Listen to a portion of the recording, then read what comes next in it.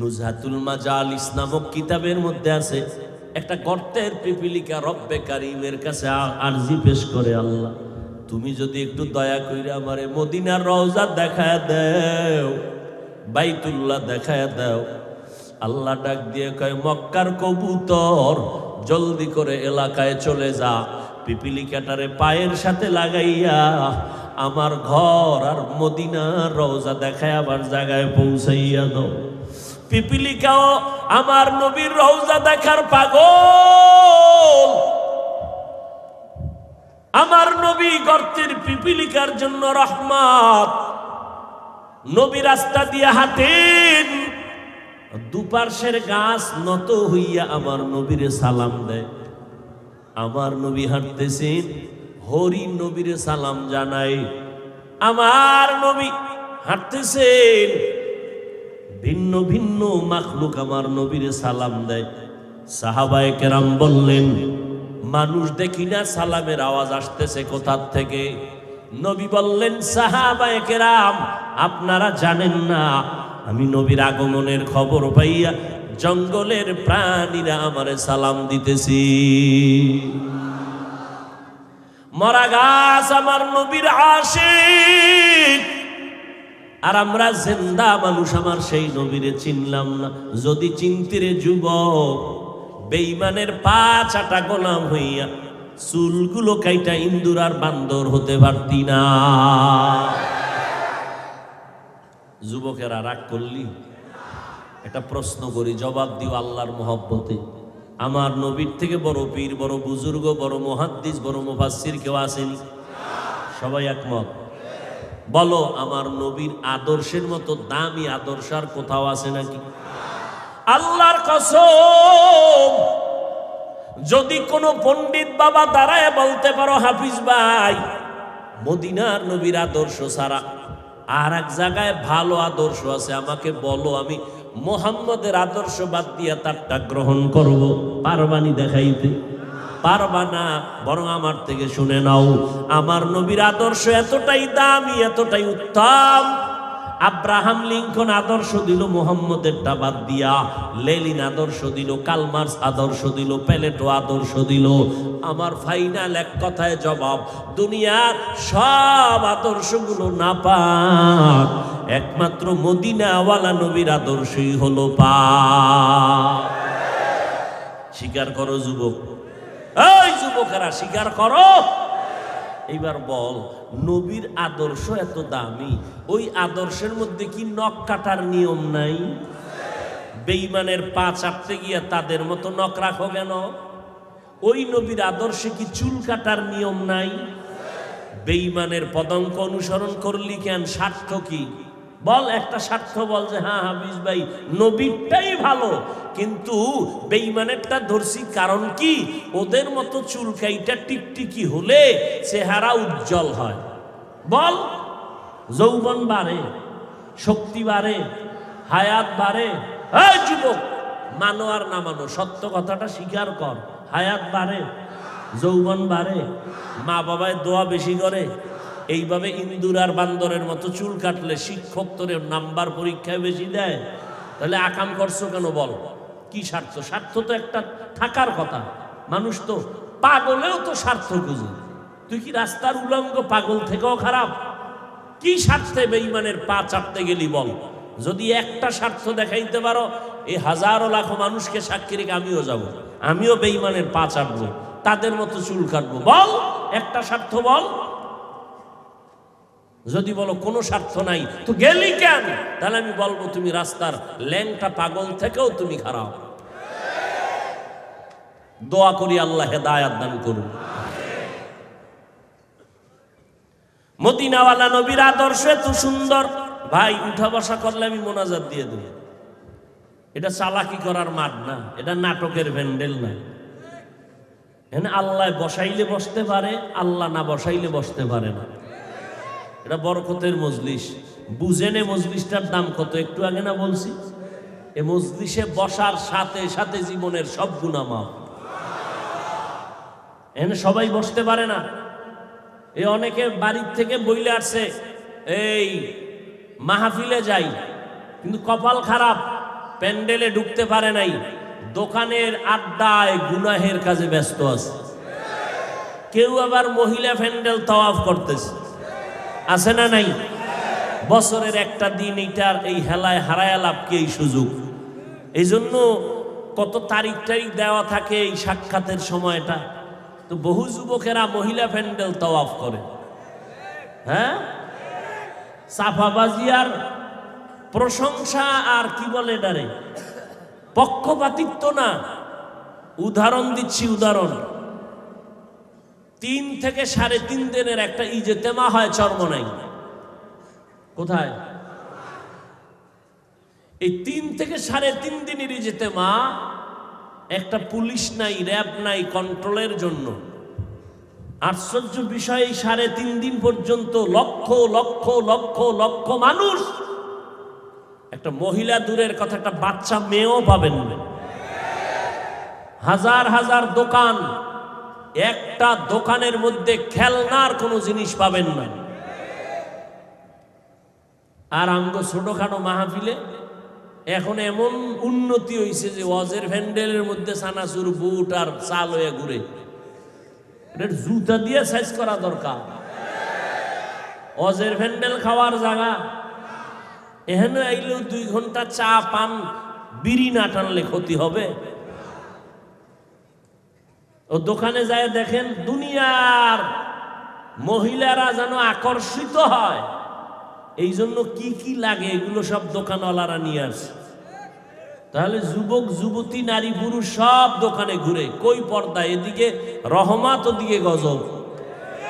কথা বলেন না কেন? আল্লাহ হেদায়াত দান করুন। বলার দায়িত্ব বলে গেলাম, কে মানবে কে মানবে না সে দায়িত্ব আল্লাহর হাতে। হেদায়েতের মালিক কে? মান ইয়াহদিল্লাহু ফাহুয়াল মুহতাদ ওয়া মান ইউদ্লিল ফালান তাজিদা লাহু ওয়ালিয়াম মুরশিদা। আল্লাহ বলেন, আমি চাইলে হেদায়াত যাকে দিব সে পেয়ে যাবে, আর আমি যাকে হেদায়াত দিব না সে হেদায়াত পাবে দূরের কথা, হেদায়াত পাওয়ার মতো কোনো মুর্শিদ তালাশ করে পাবে না। আরবিতে কোরআনে বলে মুর্শিদ, বাংলা তর্জমা হলো পথ প্রদর্শক, রাস্তা দেখানেওয়ালা। কি রাস্তা দেখাবে? জান্নাতের রাস্তা দেখাবে। কপাল খারাপ, মুর্শিদও পাবে না। আল্লাহ সবাইকে মাফ করেন, আল্লাহ সবাইকে হেদায়াতের নূর দান করেন। আর একটু আগাবো, উঠা বসা করবেন না তো? আল্লাহ সবাইকে কবুল করেন। আরে মিয়া, আগের দিন ওয়াজে লোক পাওয়া যাইতো না, বা মানুষ একটু ঘুমানোর চিন্তা করত। এখন তো বাঙালির ঘুম নাই, মোবাইল মোবারক এসে সব জবাই করে দিয়েছে। আমরা মোনাজাত ধরি বইয়া, মোবাইলওয়ালারা রাতের বেলা মোনাজাত ধরে হইয়া, ধরেনি? বালিশে সিট হইয়া মোনাজাত, মাঝখানে কি আছে জোরে বলেন? 2 হাতের মাঝখানে মোবাইল, করে কি আকাম সারাটা রাত, কবিরা গুনাহ কবিরা গুনাহ কবিরা গুনাহ কবিরা গুনাহ। মিথ্যা বলছি? যুবক তো মনে করে আমাকে প্রিন্স লাগে, প্রিন্স। তোরে ভেতনির মতো দেখা যায় না, তোর চেহারা গুনাহ করতে করতে নষ্ট হয়ে গেছে তোর চেহারা। যেই পরিমাণ ঠিক কইলেন মনে হয় সব অন্যায় আমি করি। হ্যাঁ, আল্লাহ মাফ করে। এরে যুবক, মোবাইলের দিকে তাকাইয়া সারা রাত কবিরা গুনাহ করেছো। ডাক্তারের কাছে গিয়া পরীক্ষা করে দেখ বাবা, বেয়াদবি মাফ করিস। পাও দইরা বলতেছি, জাহান্নাম থেকে বাঁচানোর জন্য বলতেছি। মোবাইল তোর কি ক্ষতি করছে জানো না? চেহারার উজ্জ্বলতা নষ্ট করে ফেলেছে। কোনো মেডিসিন লাগাবি না চেহারায়। এই পর্দার আড়ালের যুবতী বোনেরা খালি বিউটি পার্লারে দৌড়ায়। আল্লাহ যেই সৌন্দর্য দিয়েছে, 40 বছর 40 বছর পর্যন্ত তোমার চেহারার উজ্জ্বলতা নষ্ট হবে না। যৌবন যতদিন থাকবে চেহারার উজ্জ্বলতা ততদিন থাকবে। চালাকি কইরা যত মেডিসিন লাগাবি চেহারা ততদিন পর্যন্ত ডিসকালার হবে, নষ্ট হবে। এ বাবা, আর গুনাহ কইরা যদি চেহারা খারাপ করো, এটা কোনো মেডিসিনে আর ভালো হবে না। তবে একটা ঔষধি আছে চেহারার উজ্জ্বলতা বাড়ানোর জন্য, মানবি না কইয়া লাভ কি? মানলে মোবাইল ছাড়তে হবে। মা ছাড়তে রাজি, বাপ ছাড়তে রাজি। এক ছাত্র আমগো মাদ্রাসার হাকিকত, ফাকরি বেন্দা তাহাজ্জুদ পরে মোবাইল চালায় না, তদন্ত কইরা দেখি জুতার বাক্সের মধ্যে মোবাইল। মোবাইল ধইরা আটকায় দিলাম অফিসে, মোবাইল আর দেওয়া হবে না। এক ছাত্র কয়, হুজুর মাদ্রাসা ছাড়তে রাজি, মোবাইল ছাড়ুন না, দেন আমি মাদ্রাসাতে চলে যাব। এতটা বেয়াদব, এতটা বেপরোয়া হয়েছে ছাত্রগুলো। এই বেয়াদব বানাইছে মোবাইল। এই বেয়াদব কে বানাইছে? লিকুল্লি শাইইন জিনাতুন ফিল ওয়ারা ওয়া জিনাতুল মারই তামামিল আদাবি আজ খোদা খাহি মে তৌফিকে আদব বেআদব মাহরুম গাশত আজ ফজলে রাব। শুধু কি চেহারা নষ্ট করেছে? এই যুবকেরা, লেখ লেখ, আমি যা কই লেখা রাখ, লিস্টি রাখ। 1 নাম্বার, মোবাইলের কারণে তোর কিডনি ড্যামেজ, পরীক্ষা কর। আমি যদি মিথ্যা বলি ডাক্তারের কাছে, আমাকে হুজুরগুলি তো বিশ্বাস হয় না, ডাক্তারের কাছে যা। নাম্বার 2, এই মোবাইলের দিকে তাকায় থাকার কারণে চোখের পাওয়ার নষ্ট হয় নাই? পিছন দিয়ে ডাক দিছে, চাচা মিয়া কেমন আছেন? যখন চাচায় চেহারা ঘুরাইছে দেয় খালু। চোখের পাওয়ার নষ্ট, কানের পার্স নষ্ট। আম্মা কয় খানা খাবি না? কয় গোসল আগেই করে লেছি। কান নষ্ট হয়ে গেছে, হাড় দুর্বল হয়ে গেছে। মোবাইলের কারণে তোমার হাড় বড় দুর্বল, মাথা ব্যথা বেড়ে গেছে। আগে দেখতাম ছোটবেলা স্কুল কলেজের ছেলে মেয়েরা সারা রাত হারিকেন জ্বালায় পড়তো, বিদ্যুৎ নেই। এখন আমার সোনার ছেলে মেয়েরা আগামীকাল পরীক্ষা, আজকেও বই ধরতে পারে না। আম্মা জান ধমকায়, আধা ঘন্টা পড়লেই মাথা ব্যথা শুরু হয়ে যায়। আব্বা কয় কি করার? কয় কিছুই করার নাই, নকলের ব্যবস্থা করো, না হয় পাস করার উপায় নেই। আর যদি মাওলায় করোনা দিয়ে রাখে, অটো পাস করে 10-12 MBBS ডাক্তার হয়ে যায়, অটো পাস। তা তোকে তো দোয়া মুসমিরা মাওলার কাছে কান্দা দরকার, আল্লাহ করোনা আরো দাও, প্রত্যেক বছর অটো পাস। এরম 10 বছর হইলে MBBS ডাক্তার হয়ে যাবো, অটো পাশে। রুগী বাঁচাইতে না পারলো মারতে পারুম নিশ্চিত, কোনো সন্দেহ নেই। আল্লাহ হেদায়াত দান করে। এরে যুবক, এই মোবাইলের কারণে এতটা লজ্জা আমাদের চলে গেল। যুবকরা সাক্ষী দিস, মানো না মানো, সত্য কথার সাক্ষী দিস। এই মোবাইল চালাইতে চালাইতে অনেক যুবকেরা রাস্তার পাগল হয়ে গেছে। হইছে নি? ওই যে ফ্রি ফায়ার গেমস খেলে না, শুনছি। অজীবনও নামও কইতে খুব মুখস্থ করতে অনেক সময় লাগছে আমার। ফ্রি ফায়ার, এই গেমস খেলে যুবকেরা পাগল হইছে না হয় নাই? তুইও পাগল হবি, তারিখটা কবে বল? তুইও তো ওই পথের পথিক, তো ওরা যখন হয়েছে তুইও পাগল হবি, তারিখ কবে বল? এই মোবাইলের কারণে মায়েরে গালি দিছস, বাবারে গালি দিছ, শিক্ষকের সাথে বেয়াদবি করেছ। কয়েকদিন আগে তোরা ফেসবুক শরীফের গোলাম যারা দেখোস না, এক ছাত্র শিক্ষকের গায়ে হাত তুলছে কয়েকদিন আগে। মোবাইলেই বেয়াদব বানিয়েছে। আমি এখন নতুন করে 1 সপ্তাহ 2 সপ্তাহ ধরে কসম খাইয়া একটা কথা বলতেছি, আজও বলি, সন্দেহ যেন না থাকে এই জন্য কসম খাই। 1 বার 2 বার 3 বার খোদার কসম, ওয়াল্লাহি বিল্লাহি তাল্লাহি 3 বার কসম করে বলে গেলাম। বিশেষ করে যুবক ছাত্রদের বলে যাই, হে যুবক ছাত্ররা, আল্লাহর কসম, মরার আগে যদি পঙ্গু হইয়া বিছানায় কষ্ট পাইয়া মরতে চাও, মরার আগে পঙ্গু হইয়া যদি মরতে চাও, শিক্ষকের সাথে ছাত্ররা বেয়াদবি কর, সন্তানেরা মা বাবার সাথে বেয়াদবি কর, খোদার কসম পঙ্গু না হইয়া তুই মরবি না। লিখে রাখ। মনে মনে বলবি যে হাফিজ ভাই রাগ কইরা বললেন, কিসের রাগ? রসুলের হাদিসের দলিল শুনে নে। ক্বালান নবিয়্যু সাল্লাল্লাহু আলাইহি ওয়া আলিহি ওয়া সাল্লাম, ইসনানি ইউআজ্জিলুহুমাল্লাহু ফিদ দুনিয়া, আল বাগয়ু ওয়া উকুকুল ওয়ালিদাইন। পয়গম্বর বলেন, এই উম্মতের দল, দুইটা অপরাধ আছে দুনিয়াতে, করলেই মরার আগে শাস্তি হবে, মরার পরে না আগে। এই যুবকেরা বলো, পরে না আগে? কয়টা অপরাধ? দুইটা অপরাধ যদি করো মরার আগে দুনিয়াতে শাস্তি হবে। এক হলো জুলুম করলে শাস্তি হবে মরার আগে, দুই মা বাবার সাথে বেয়াদবি করলে মরার আগেই শাস্তি হবে। ভাইয়ের সাথে জুলুম, বোনের সাথে জুলুম, প্রতিবেশীর সাথে জুলুম, নিজের সাথে জুলুম, আল্লাহর সাথে জুলুম।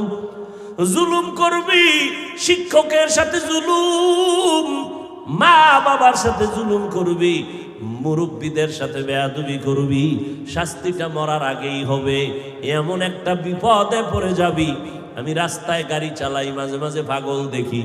আগে দেখতাম ইংরেজিতে কথা কয়, আরবিতে কথা কয়, পাগল কি আবার আরবি শিখে ইংরেজি শিখে।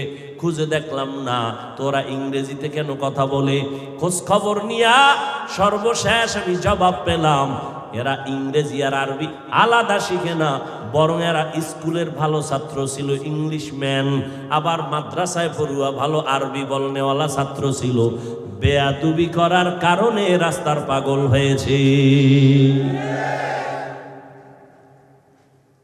মেয়া তুমি আর কত আদবলা হবা? রসুল নিজে বলতেছেন, আদাবানি রব্বি ফাহসানা তাদিবি, আমি মুহাম্মদ শ্রেষ্ঠ নবী মা আমেনার গর্ভ থেকে আদবলা হইয়া আসি নাই। আল্লাহ আমাকে জিবরাইল পাঠাইয়া আদব শিখাইছেন। এটা শিখার জিনিস, মায়ের পেট থেকে আদব শিখে আসা হয় না। এজন্য শিখো, বেয়াদব থেকে আদব শিখো। বেয়াদব যা করবে তুমি তা করবা না। আদব শিখো। অনেকে মনে মনে বলে, বড় হুজুরের সামনে নামাজের কায়দায় বসার নাম আদব। এক এমপি সাহেব হাটহাজারীর হুজুর শাহ আহমদ শফি রহমতুল্লাহ আলাইহের কাছে গেলেন জিন্দা থাকতে মোলাকাতের জন্য। জীবনে টুপি না পরলেও দিন পরলেন, জামা পরলেন, প্যান্ট শার্ট বাদ। হাটহাজারীর হুজুর চেয়ারের মধ্যে সোফায় বসা, ডানে বামে সোফা রেডি করা। এমপি সাহেব গিয়ে নিচে বসছেন নামাজের সুরতে। হুজুর বলেন চেয়ারে বসেন, এমপি বলে ঠিক আছে, অসুবিধা নাই। এতটা আদব রক্ষা করে বসছেন, কিন্তু বাইরে গিয়া যদি আবার বিরোধিতা করেন। কত আশেকে রাসূল মসজিদে নামাজ পড়ে ইমামের পেছনে, বাইরে গিয়া ইমামের বিরোধিতা করে। নামাজের সুরাতে বসার নাম আদব না। হুজুরের সামনে দুই হাত এভাবে করে বিনয়ের সাথে দাঁড়ানোর নাম আদব না। আদব কারে কয়? হাতগুলো কেমনে নাড়াচাড়া করবেন এর মধ্যে আদব আছে, চোখের চাহনির মধ্যে আদব আছে, জবানের ব্যবহারের মধ্যে আদব আছে, রাস্তা দিয়া হাঁটবেন হাঁটার মধ্যে আদব। আদবের সংক্ষেপ তরজমা সুন্নত অনুযায়ী চলার নাম আদব। যার মধ্যে আদব নাই এর মধ্যে মানুষত্ব নাই। কথার মধ্যে আদব, চোখের চাহনির মধ্যে আদব। কথার আদব কি? নরম ব্যবহার। চোখের আদব কি? নিচের দিকে রাখা। চোখের নজর নিচে রাখার নাম আদব। জবানে নরম কথা বলার নাম আদব, গরম নয়। নরম না গরম? এই গরম পার্টি ছাত্ররা, জবানের আদব কি নরম না গরম? সময় দিলে 2 মিনিটে একটা কথা শুনাই। মুসা নবী ফেরাউনের দাওয়াত দিতে যায়।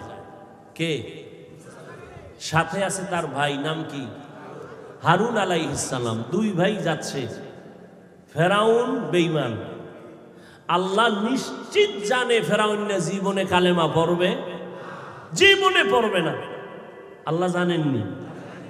যখন জানেন যে ফেরাউন জীবনে কালেমা পড়বে না, আল্লাহর বলা দরকার ছিল মুসা ইচ্ছারম যাইরে তুইয়া বিয়াজ।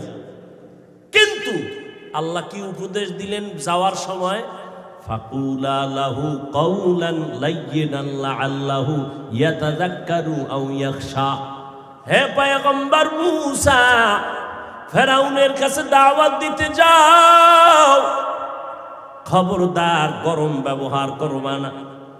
লাইয়িনান নরম, দাওয়াত দিবে নরম ভাষায়। দুইটা উপকার হবে নরম ভাষায় দাওয়াত দিলে। এক, বান্দা হয়তো ফিকির করবে মুসা কি বলল, ভাববে, না হয় একটা ভয় অন্তরে ঢুকে যাবে যে উল্টা পাল্টা করলে গজবে পড়ে যাব। এই ঘটনার থেকে পাকিস্তানের মুফতি শফি রহমাতুল্লাহ আলাই বলেন, বর্তমান তকি ওসমানী দামাত বারাকাতুহুর আব্বাজান বলেন কি জানেন? এই দুনিয়ার বক্তা সাহেবরা, ও আইজিনে কেরাম, ও দাই, ও খতিব, তোমরা যারা মুসলমানের বয়ান করো শুনো, তোমরা কি মুসা নবীর থেকে বড় দামি বক্তা? তোমরা মুসা নবীর থেকে দামি বক্তা না। যাদেরকে তোমরা বয়ান করো এরা ফেরাউনের থেকে খারাপ না। এরা ফেরাউনের থেকে খারাপ। যেই ফেরাউন জীবনে কালেমা পড়বে না, ওই ফেরাউনকেই যদি আল্লাহ উপদেশ দেয় নরম ব্যবহার কর, তোমরা তো মুসা নবীর থেকে দামি দায়ী না। যাদের বয়ান করো তারা ফেরাউনের থেকে খারাপ না। এরা সব মুসলমান, এরা আল্লাহ মানে, নবী মানে, কোরআন মানে, হাদিস মানে। ও বাবা, তাবলিগওয়ালারা যদি আজকে তজুমুদ্দিন থানার কেন্দ্রীয় মসজিদে ডাক দেয় নামাজ পড়ে বসবেন, তালিম হবে, ওই লাইনের লোকগুলো বসবে, ভিন্ন লাইনের লোক বসবে না। চরমনাইওয়ালারা যদি ডাক দেয় তাদের লোক বসবে, ভিন্ন লাইনের না। আওয়ামী লীগওয়ালারা যদি সভা দেয় বিএমপির লোক যাবে না, বিএমপি ওয়ালারা জনসভা দিলে আওয়ামী লীগওয়ালারা যাবে না, ঠিক নেই? কিন্তু এই প্যান্ডেলটা এটা কেমন কেমন একটা প্যান্ডেল, যেখানে সব লাইনের মানুষ আসছে দাওয়াত ছাড়া, ঠিক নেই?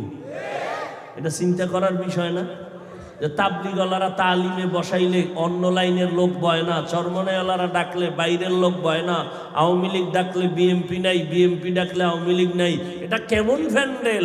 সব লাইনের লোক, যারা আমাকে পাঁচকল্লি দেখলো গালি দেয়, এরাও সিফাগল্লিতে দাঁড়ায় দাঁড়ায় তামসা দেখতেছে, ঠিক নেই? এটা বক্তাকে ভাবতে হবে, এত লাইনের মানুষ, এরা কোনো দলের ব্যানারে আসে নাই, এরা আল্লাহর মোহাব্বতে, রসুলের মোহাব্বতে আসছে। এদেরকে এমন ভাবে নরম ভাবে দ্বীনের কথা শোনাও, আমার নবীর ব্যবহার দিয়া অল্প টাইমে গোটা আরব বিশ্বকে আলোকিত করে ফেললেন। ফাবিমা রাহমাতিন মিনাল্লাহি লিনতা লাহুম ওয়ালাউ কুনতা ফাদ্দান গালিদাল কলবি লানফাদ্দু মিন হাওলিক। আল্লাহ কয়, ও নবী, আপনার হৃদয়টাকে আমি আল্লাহ রহমত দিয়া নরম বানাইলাম। যদি আপনার অন্তরটা একটু শক্ত হতো, মানুষ দলে দলে ভেঙে যাইতো। নবীর ব্যবহার এত সুন্দর, দুশমন আইসাও নবীর পাগল হয়া মুসলমান হয়। ওগো নবীর উম্মতেরা, হয়ে আজি দিশাহারা, কোরআন হাদিস রে চলো যখন যাহা চায় মনে, নবী বিনে কে তারাবে পুলসিরাত মিজানে, নবী বিনে কে তারাবে পুলসিরাত মিজানে। খারাপ লাগে আপনাদের? ঘুমে ধরছে? বাইরে গিয়ে হুদা মোবাইল চালায় রাত কাটাইবেন, কি লাভ হবে? এই যে এখানে কত আশেকরা বইয়া দাঁত বেটকায় রয়েছে, ফজরও ভরে নাই, জহুরও ভরে নাই, আসর ভরে নাই, মাগরিবও ভরে নাই, এসব ভরে নাই।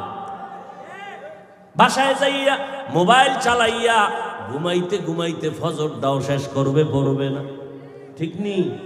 অথচ পয়গম্বর বলেন, বাইনাল আবদি ওয়া বাইনাল কুফরি তারকুস সালাহ।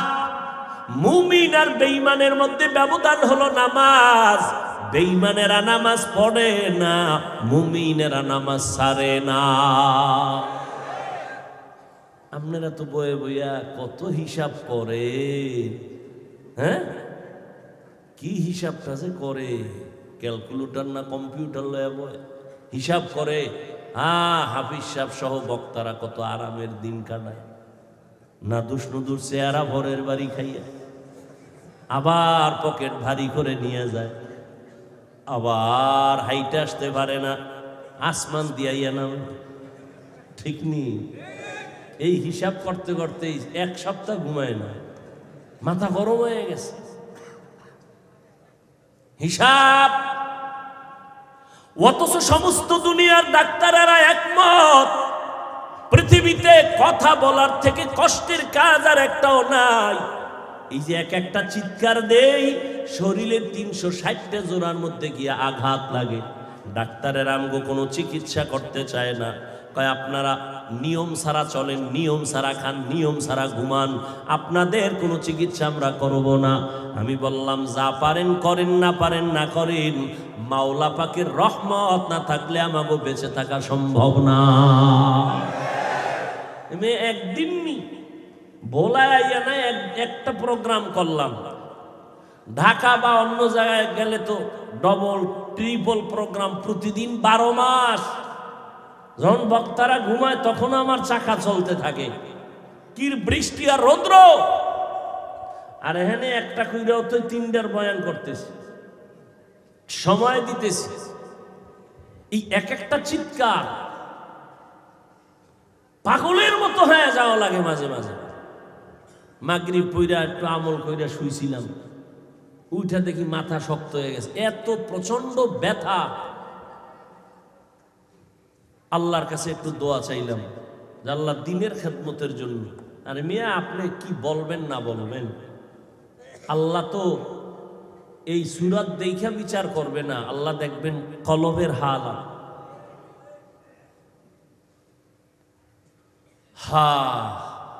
এত কষ্ট করি, কপ্টারে প্রোগ্রাম, এই যে আমার ভাইজান যায় মাদ্রাসায়, দেখে না মানুষের এত সিরিয়াল। আমি ডেলি যদি চাই হেলিকপ্টারে প্রোগ্রাম করব, ডেলি সম্ভব, এতটা পরিমাণ মানুষের চাহিদা। আমি তো নেই না, স্পষ্ট বলে দিছি হেলিকপ্টার প্রোগ্রাম নিষেধ। আমার অফিসের সামনে কাগজ দেওয়া বড় আকারে। এরপরও যদি কোনো টাকাওয়ালা বলে আমি একা দিব টাকা খরচ, চান্দা ফান্দা উঠাবে না গরিবের থেকে, তখন চিন্তা করি বেচারার টাকা জাহান্নামের কাজে লাগবে তো, একটু দিনের কাজে লাগলে ভালো, যাই। এই জন্য দিনের উপকারের জন্য কাজ করতেছি, অন্য কোনো মাকসাদ না। হাটহাজারীর হুজুর বলে গেছেন না যে হেলিকপ্টার আমার কাছে রিকশার মতো। গোপালগঞ্জ গেছি 1 বছর 2 বছর আগে, সব করোনার আগে। কারণ গোপালগঞ্জ ঢাকার থেকে যাইতে বেশি টাইম লাগে না। আমাকে বলে হাফিজ ভাই আপনাকে কপ্টারে নিব। আমি বলি কেন ভাই? বড় টাকাওয়ালা। আমি তো গাড়ি দিয়েই যেতে পারবো, কাছে 2 ঘন্টাও লাগবে না যাইতে। বলেন আমি একটা মাদ্রাসা করছি, হেফজখানা নুরানি, আমি কপ্টারে আপনাকে নিয়া আমি দেখাবো, দেখ মাদ্রাসায় পড়লে কি হয়। তাই মাঝে মাঝে বলি হাটহাজারীর হুজুর কপ্টারে ঘুরে না, চরমনের পিসাব হেলিকপ্টারে ঘুরে না, আল্লাহর কোরআনের সম্মান ঘুরে। কোরআন পড়লে এমন হয় আল্লাহ সম্মান দেয়, এটা বুঝাবার ভাষা নাই। আল্লাহ সম্মান দেয়, আল্লাহ পাক বান্দারে সম্মান দেয়, এটা বান্দার নিজের কোনো বাহাদুরি না। এই যে এতগুলো মানুষ আসছেন, এ ভালোবাসা আছে না নাই? বুঝা শুনে কেন, ভালোবাসাটা কি মাথায় না অন্তরে? অন্তর দেখছেন কোনো দিন? দেখা যায়, ধরা যায়। অন্তর কন্ট্রোল করেন কে? তাহলে মোহাব্বত অন্তরে তৈরি করেন কে? তো আল্লাহর কাছে বলেন, হিংসা করেন কেন? বলার কিছু থাকলে আল্লাহর কাছে বলেন।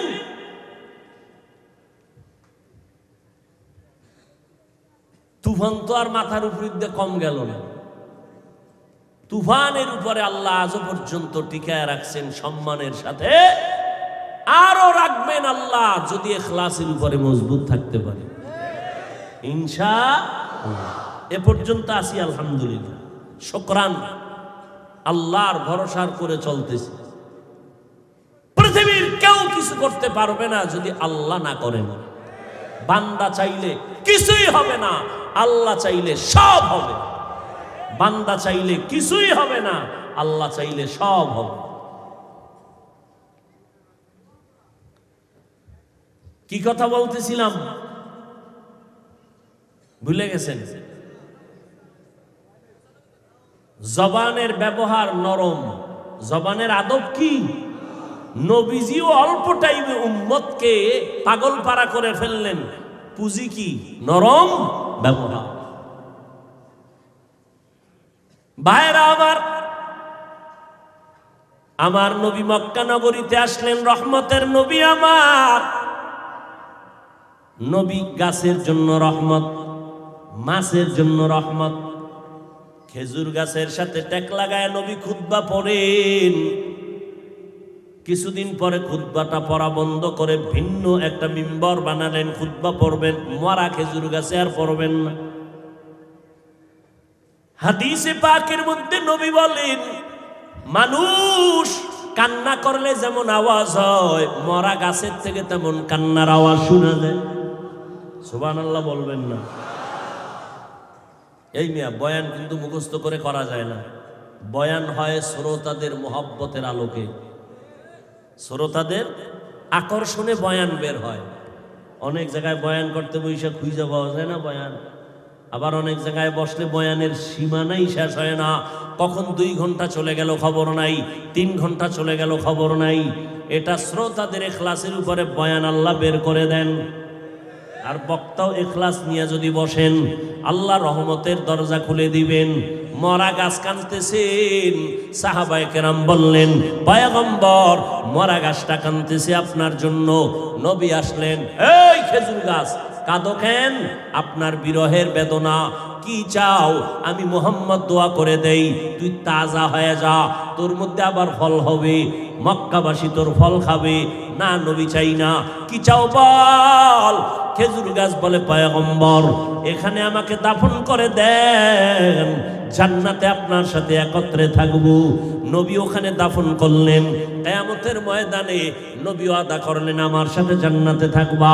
উস্তুনে হান না না আজহাজরে রাসূল না লামিজাত হামচুয়ার বাবে উকুল। নামটা হলো তার উস্তুনে হান্নানা। মক্কা মদিনায় যাবেন হাজী সাহেবরা, রওজা মুবারকের পাশে ওই যে নবীর মিম্বর, ওখানে একটা পাথরের পিলার আছে বড় মোটা। পিলারের উপরে গোলাকার আরবিতে লেখা আছে সতুনে উস্তুনে হান্নানা। এই পিলারটা উস্তুনে হান্নানার খুঁটি। এই গোড়ায় যদি নিচের দিকে যাও, আজও গেলে নিচে পাইবা আল্লাহর নবীর দাফন করা সেই মরা খেজুর গাছের মিম্বর, ওখানে দাফন করা আছে। এরে নবীর উম্মত, বেঈমান আবু জাহাল হাতের মধ্যে পাথর নিয়ে কয়, মুহাম্মদ। আপনারা কি বলবেন? দেখছেন? বলেন বলেন। हर के बाशुद आमिले सल्लो मुदाम आतिशे दोज़ख शावद बरवाए हाराम। সাল্লাল্লাহু আলাইহি ওয়াসাল্লাম পইরেন কামুইব। জীবনে কি করলেন? বৃথা জীবন। যৌবনের ইবাদতের দাম অনেক বেশি, কিন্তু যৌবনটা গুনায় গুনায় কাটাইলেন। জিন্দেগি মে बंदगी तू करना है, जिंदगी में बंदगी तू करना है, जिंदगी में बंदगी शर्मिंदा है, जिंदगी में बंदगी शर्मिंदा है। যুবকেরা আল্লাহর দিকে তাকায়, খারাপ লাগছে। এখন একতারাওয়ালা যদি পাশে থাকতো কি পরিমাণ বাইরেই তো। তোমরা যে বাদ্যযন্ত্র দিয়ে শোনো, আমরা বাদ্যযন্ত্র ছাড়া বলতেছি, খারাপ লাগে? তাহলে বাদ্যযন্ত্রের গুলো শোনো কেন? মদিনার নবী বলেছেন, রে উম্মত, বাদ্যযন্ত্রের আওয়াজ যদি পাও কানে আঙ্গুল দিস, কারণ বাদ্যযন্ত্রের আওয়াজ এটা শয়তানের পক্ষের আওয়াজ। তাও কি যুবক আপডেট হয়ে গেছে, বাংলা শুনে না হিন্দি। এক যুবক হিন্দি গান শুনে আর লাফায়। কেউ লাফাও কেন? হিন্দি গানের অর্থ জানো? আব্বাও জানে না, আমিও জানি না। তো লাফাস কেন? মজা লাগে।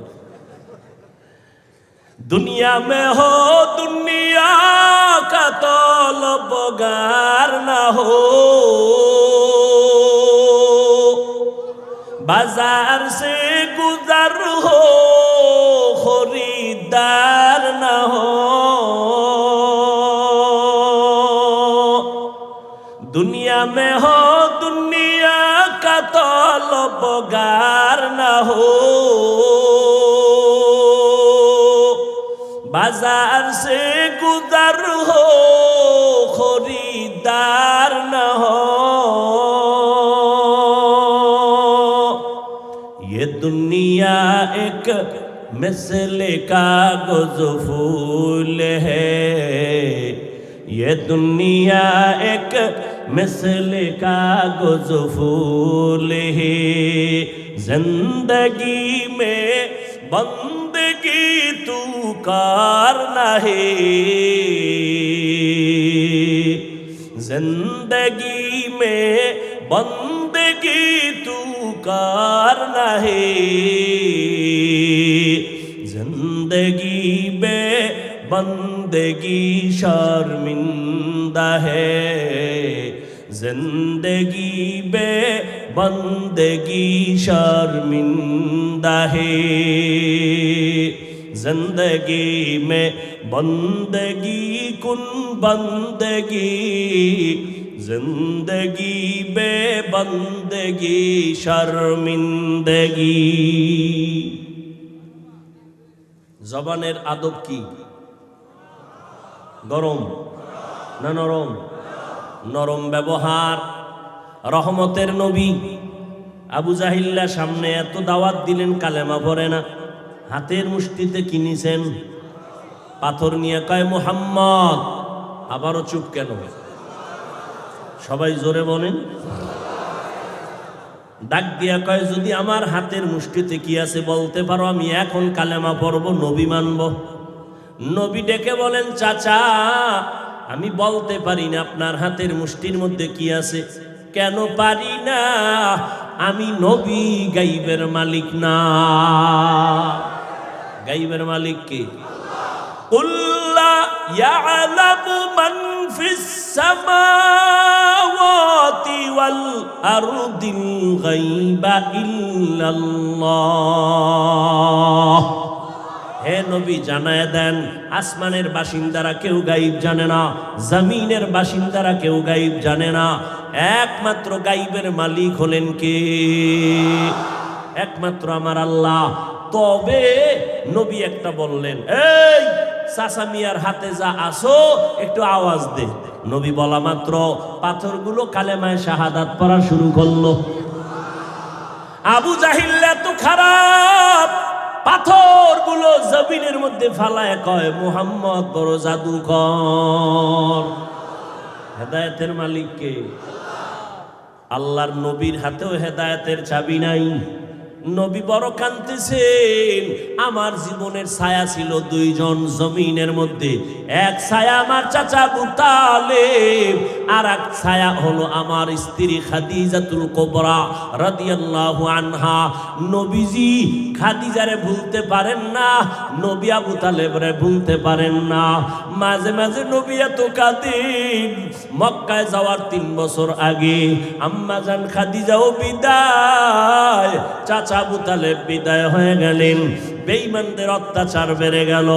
নবী কান্না এত পরিমাণ করছেন, কারো ইন্তেকালে নবী এত কান্না কাঁদেন নাই। আম্মা জান আয়েশা রাদিয়াল্লাহু আনহা বলেন, আমি মাঝে মাঝে তাকায় দেখতাম মায়ার নবী আমার হুজরায় বসে গুনগুন করে কান্না করতে। আমি জিজ্ঞাসা করতাম, ও পয়গম্বর, আমার বেয়াদবির কারণে আপনি কাঁদেন নাকি? বলেন, না রে আয়েশা, তোমার কারণে না। আমার মনে পড়েছে খাদিজার কথা। খাদিজার কথা মনে পড়লে আমি চোখের পানি ধরে রাখতে পারি না। কারণটা কি জানো রে আয়েশা? তুমি আমার সুখের দিনের বিবি, আর খাদিজা আমার দুঃখের সময়ের বিবি। যেই সময় আমার চতুর্মুখী দুশ্মনের আঘাত, আমার খানা নাই, ঘুম নাই, এত কষ্ট, ওই সময় আমার ছায়া দান করে সহযোগিতা করেছে খাদিজা। আমি দিনের দাওয়াত দিয়া যাইতাম, যত রাত হোক ঘরের দরজায় সালাম দিতে দেরি, খাদিজার দরজা খুলতে দেরি হতো না। এরে পর্দার আড়ালের আম্মা জানেরা, ও আম্মা জানেরা, তো সম্মান আপনাদের আল্লাহ দান করেছেন। আল্লাহ তাআলার নবীর বয়স মাত্র 25। বিশ্ব নবী হিসাবে তার শক্তির তো তুলনাই নাই। বিশ্ব নবী হিসাবে তার শক্তি আলাদা। শুধু তাই না, আমার আল্লাহ আবার একটা আলাদা করে 100 যুবকের, বীর পুরুষের শক্তি আল্লাহ আমার নবীরে আলাদা দিয়েছেন। এত বড় শক্তিওয়ালার বয়স মাত্র কত? 25।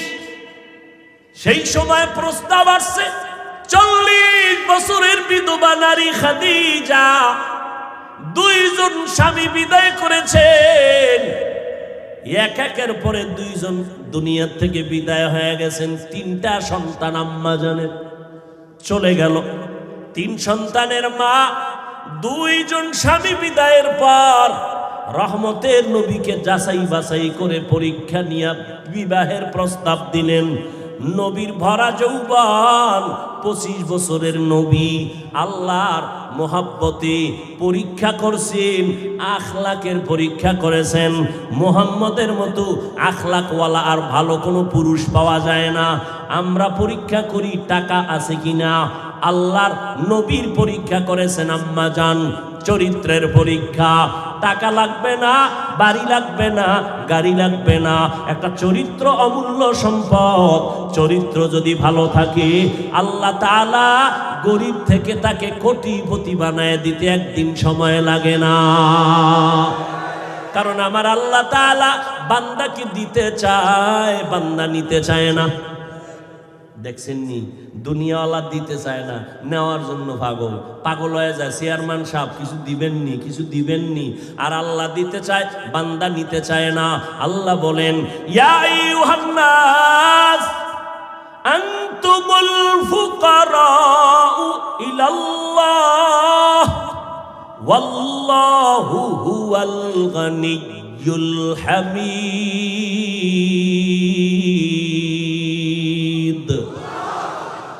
আল্লাহ তাআলা বলেন, এই মানুষেরা তোমরা বড় ফকির, আমি আল্লাহ হলাম ধনী।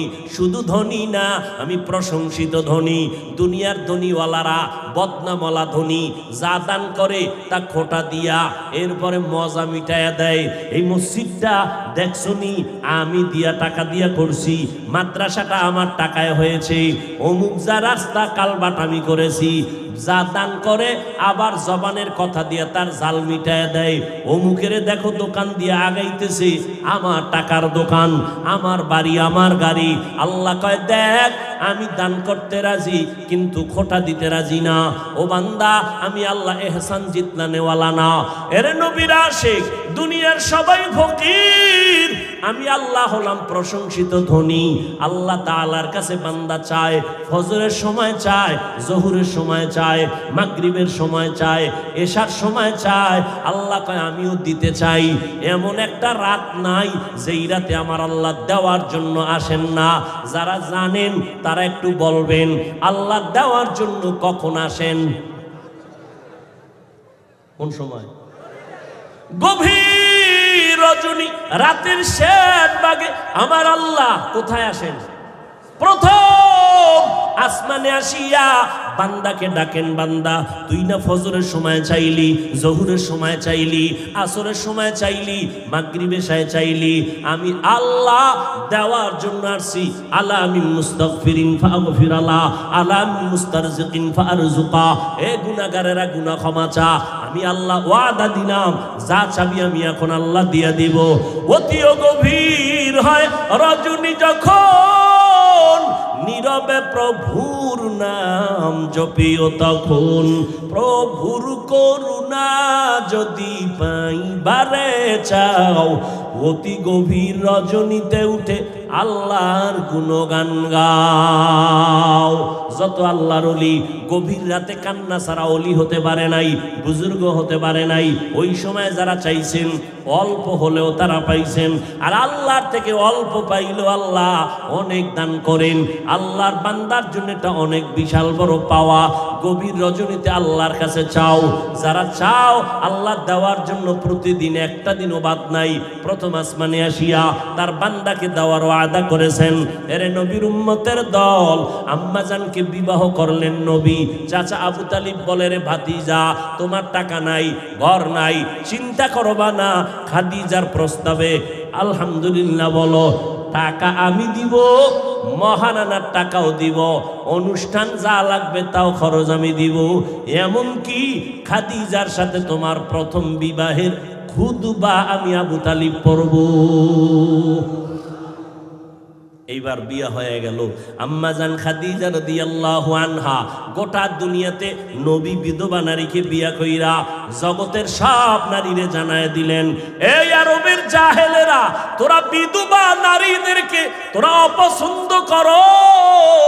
আমি বিশ্ব নবী 25 বছর বয়সে 40 বছরের বিধবা নারী খাদিজাকে বিয়া করে দেখাইলাম। ইসলাম সারা নারীর সম্মান দিতে কেউ পারে না। বড় বড় পণ্ডিত ভাই রয়েছে, এই কই যান আপনারা? দেখছেন নি কারবার, কারো জ্যৈষ্ঠ মাস, কারো সর্বনাশ। হ্যাঁ, মদিনার নবী বললেন, আমি ইসলামের মাধ্যমে নারীদের সম্মান বাড়ায় দিলাম। এই খাদিজা রাদিয়াল্লাহু আনহার গর্বে আল্লাহ তাআলা আমার নবীকে 4টা কন্যা দান করলেন। কয়টা কন্যা? ছেলে এসেছে, ছেলে বেঁচে নাই। নবী গর্ব করে বলেন, ও দুনিয়ার পুরুষেরা, ও দুনিয়ার পুরুষেরা শুনো, আমি বিশ্ব নবী, আমার একটা ছেলেও নাই, আমি 4 কন্যার বাবা। কয় কন্যার বাবা? কন্যা হওয়া লাভ না ক্ষতি? এই কপাল ভরা যারা ছেলে চায়, মেয়ে হইলে কষ্ট পায়, লেখা রাখো, ওই ছেলে 10টা হলে কি লাভ হবে? কয়েক মাস আগে ঢাকা বাড্ডা থানা, কি থানা? বাড্ডা থানায় বাবার টাকায় বড় লোক বাবা, কোটিপতি, 2টা ছেলেরে লেখাপড়া করাইয়া বড় বানাইলো। বাবাই মরে গেল। তোমরা ফেসবুকে দেখেছো, মিডিয়ায় দেখেছো, বাবার লাশটা সামনে ফালাইয়া 2 ভাই বাবার টাকা পয়সা নিয়ে ভাগ বটোয়ারায় ঝগড়া শুরু করলো। 24 ঘন্টা ঝগড়া করলো, বাবার লাশটা পর্যন্ত দাফন কেউ করার চিন্তাও করলো না। এমন কুলাঙ্গার জন্ম দিয়ে কি লাভ হবে? এমন কুলাঙ্গারের বাবা দাবি করলে কি লাভ হবে? 10টা ছেলে হলে কি লাভ হবে? যেই ছেলেদের কারণে মা বাবার জেলখানায় যেতে হবে, সম্মান নষ্ট হবে। এমন 10টা ছেলের দরকার নাই। একটা ছেলে যদি হয়, মা বাবার সম্মান বাড়ে। এমন একটা কোরআনের হাফেজ জমিনেই যথেষ্ট। এরপরে যাগো মেয়ে হবে। অনেকে বলে ছেলে হইলে বুঝি কোটিপতি হইতাম। আরে পাগল, ওই মেয়েটা হইয়া আল্লাহ তোরে এমন বরকত দিবে, 10টা ছেলে যা না করবে, এই একটা মেয়ের জামাই দিয়া আল্লাহ তোরে তার থেকে বেশি দিবে। মেয়ের জামাইরা শ্বশুরের 14 পুরুষ খাওয়ানোর মতো দেওয়ার ক্ষমতাওয়ালা জামাই নাই? নাই। আর কিছু জামাই আছে, হোর বাড়ির পায়খানা না খাইয়া বিয়েই করতে চায় না। শ্বশুর বাড়ির পায়খানা খাইতেই হবে, সে 8 আনা হোক, তারপরও খেতে হবে, শর্ত দিয়া খেতে হবে। বিদেশের ভিসা ছাড়া বিয়া করা যাবে না। বলাতেই গজব আসেনি? এটার নাম দিছে যৌতুক। যৌতুক ইসলামেও হারাম, সরকারি আইনেও হারাম। যারা যৌতুক খায় এরা নারীদের দুশ্মন, এরা বড় ডাকাত, এরা বড় জালেম। এদের মতো ডাকাত এই জমিনে আর কেউ নাই।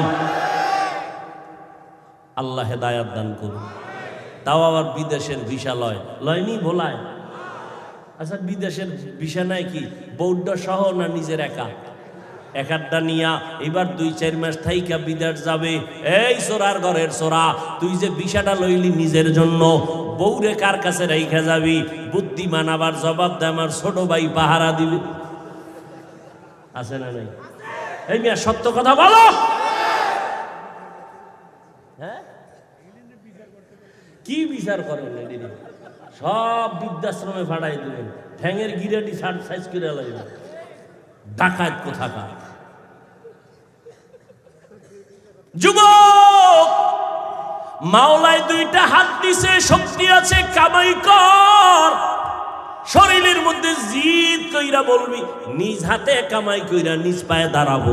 আমার টাকা আমার হরু বাড়ির সব কুষ্টি সুদ্ধা খাবি, আব্বা আম্মা খাবি। আমি ফকিন্নির বাচ্চা না, 2 টাকা হরু বাড়ির থেকে আমি যৌতুকের নামে খাবো না।